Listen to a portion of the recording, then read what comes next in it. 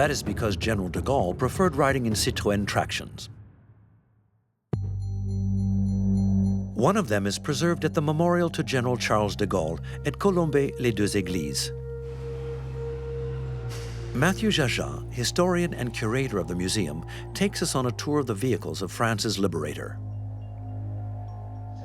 General de Gaulle used the traction at the time of the liberation of France during the period 1945-1946. In fact, until he chose to step down from the provisional government of the French Republic. And it was this car that was to accompany him during his 12 years in the desert. The Traction, the leading model of the French manufacturer, was launched in 1934. By turns the car of gangsters, the Third Republic, then the Gestapo and the Resistance, it is renowned for its road holding and its revolutionary technology. For the first time on a mass-produced car, the engine was positioned at the front. The front-wheel traction gave driver comfort and safety. It was Charles de Gaulle's companion from 1946 to 1948. And so it was aboard this same vehicle that he returned to power in 1958 when he was called by the President of the Republic. And this same car drove into the courtyard of the Élysée when he was nominated President of the Council. It's actually the car which symbolizes his return to power in 1958. From that moment on, it was to be expected that General de Gaulle should favor a replacement from the range when the Traction ceased production to be replaced by the famous DS. One of the first measures he took when he arrived in 1958, I think in the days following his arrival, was to order DS cars. The DS-19, to be precise. It was to accompany the general for his whole life. This is his last DS, the one he used from 1962 until he left the Élysée in 1969. These days it belongs to Michel Offre, who collects the general's memorabilia. I knew of this car in 1979. It was bought by a friend who was already getting on in years. This friend decided to sell the car and I was able to buy it in 1992. The DS-19 was produced from 1955 on, right in Paris, in the Citroen factory on the Quai de Javel. It was designed by Flaminio Bertoni, the greatest car designer of the time. It was he who created the shapes of the 2CV and the Traction Avant. The DS was for 20 years the flagship model of the make, with over 1,400,000 cars sold. With its unusual line and its technical innovations, the DS became the mark of opulence and growth of the 30 glorious years. When it first came out, people thought it was very futuristic, a UFO even. They christened it the Frog because of the shape of its bonnet. It was nothing like previous models of cars. The cars then were very square, and the Traction was already a bit different with its prominent wings. Here, everything was encompassed. The wings were closed in, and people found it very peculiar. Many people were wary of it to start with, but even so, it was enormously successful right from the start. And it was utter chaos because at the end of the first day of the Paris Salon, there were 7,500 firm orders. The DS seduced everybody and marked a turning point in technology. The real technical revolution in the DS was the hydraulic servo system. This allowed a whole system of equipment to function in a new and much more efficient way. The hydraulic servo system worked for braking, shock absorbers, and also for assisted steering, which was beginning to appear everywhere in cars. Hydraulic brakes, hydraulic steering, and most remarkable of all, hydraulic suspension. It replaced the usual springs. There's a mineral liquid, green in color, which circulates around the car. It is contained in 5 spheres.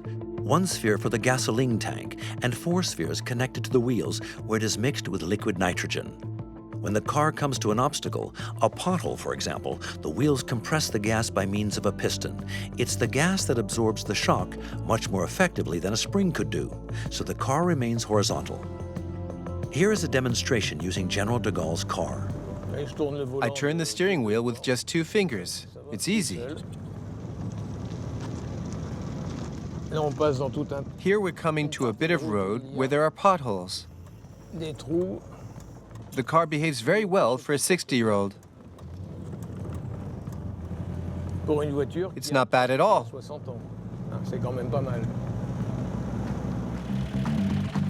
What generations of DS drivers found fascinating was the ability to regulate for themselves the rigidity of the hydraulic shock absorbers. Here we are in the lowest position. So now I'm putting it into the normal position. That's the position you use on the road. After that, depending on the difficulties and the state of the road, one can put it on position 2 or 3. You see, she's rising fast already. She's rigid. And when there's a puncture, you put it in the highest position. The last one. 5 positions, of which 3 are adjustable according to the state of the road. And for General de Gaulle's DS, Citroen provided a few adjustments, made to measure. The roof was modified by Chaperon, who gave him a big electrically operated roof.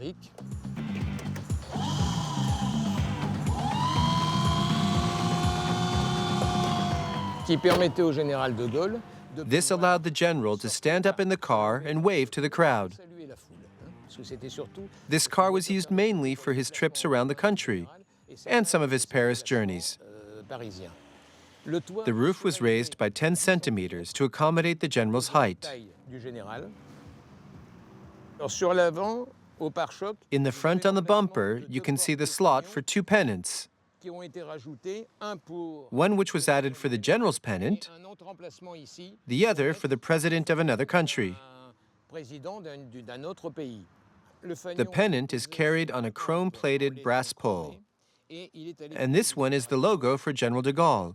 It has the Cross of Lorraine on it. Each president had his own logo.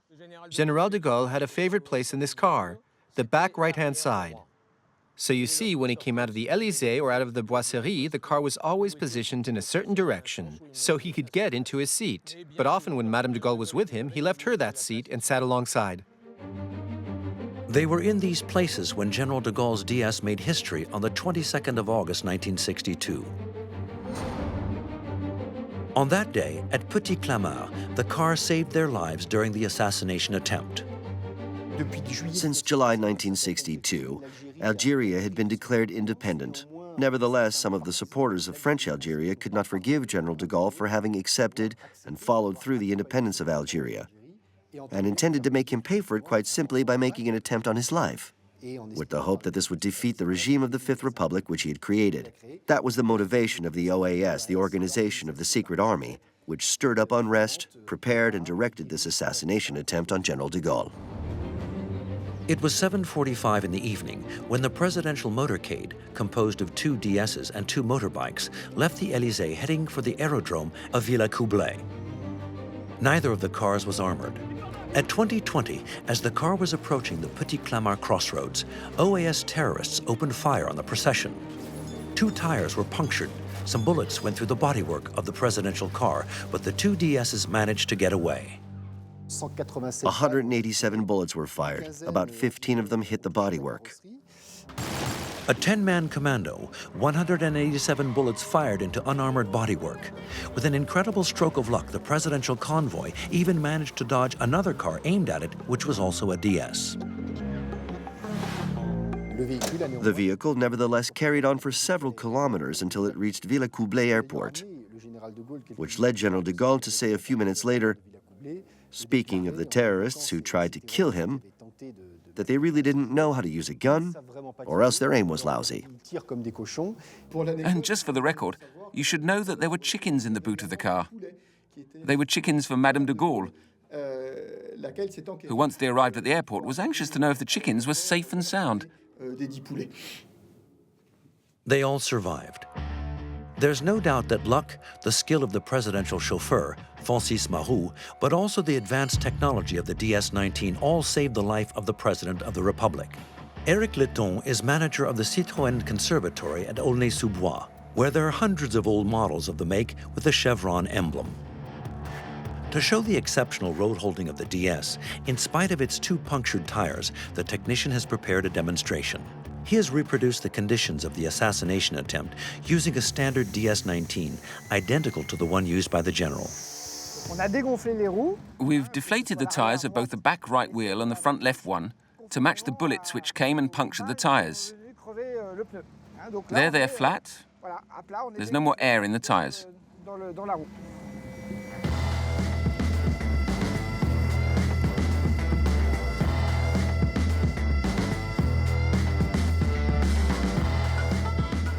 In spite of 2 punctured tyres on the car, thanks to the oleopneumatic or hydraulic suspension if you prefer, the vehicle remains stable and the car's drivability and road holding are impeccable.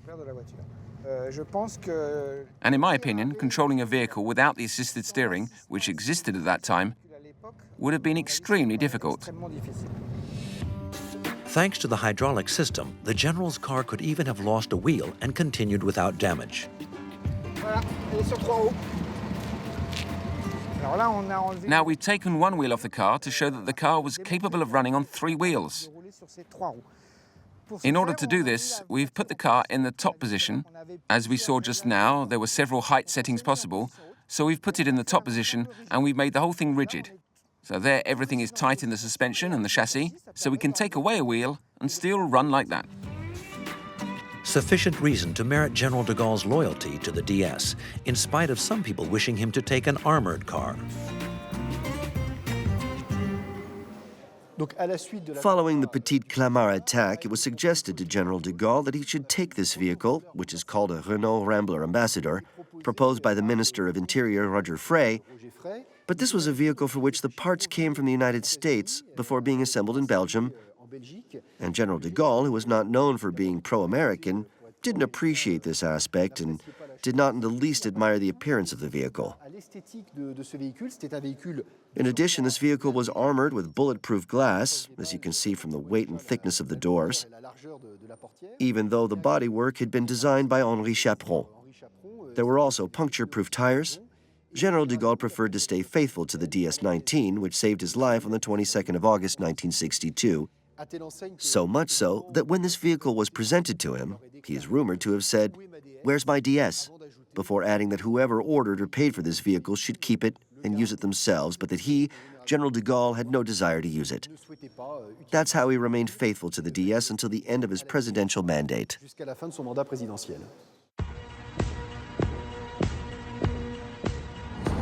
The general kept his DS-19 until he stepped down in November 1969. He gave way on only one little novelty, the DS-21 in its stretched version, modified by the famous bodywork designer Chaperon and intended for parades. This car was ordered in 1968 and delivered in 1969. It's a ceremonial car, not one for everyday use. It's really for parades. It's really carefully designed for slow speeds. 6 meters 53 long, with a glass partition separating the back seat passengers from the front. So, the aide-de-camp takes his piece of paper, writes his reply on it, and puts it in this little letterbox so that the head of state in the back can collect it. This car, designed to receive foreign heads of state, offers all the signs of interior luxury. The first guest, Jean Bedel Bokassa, future puppet emperor of the Central African state, must have been impressed by it, as was Richard Nixon, the American president. The car was over-equipped, full of lavish extras for a head of state. But the general was really quite a simple man, and he preferred things to be done simply. Full of lavish extras, but still not armored. Even after the Petit-Clamart attack, not one of the president's DSs was made secure. It was as if the hydraulic suspension, which saved him once, was the equal of any protection imaginable. On the 9th of November 1970, General de Gaulle, retired from public life several months before, breathed his last. For his funeral, at the head of the procession was his wife Yvonne, in the DS-19. It is rare for a car, and a make of car, Citroen, to be so closely linked to the destiny of a president. For a car maker, it's always beneficial to become known through the use of high-profile cars in prestigious situations.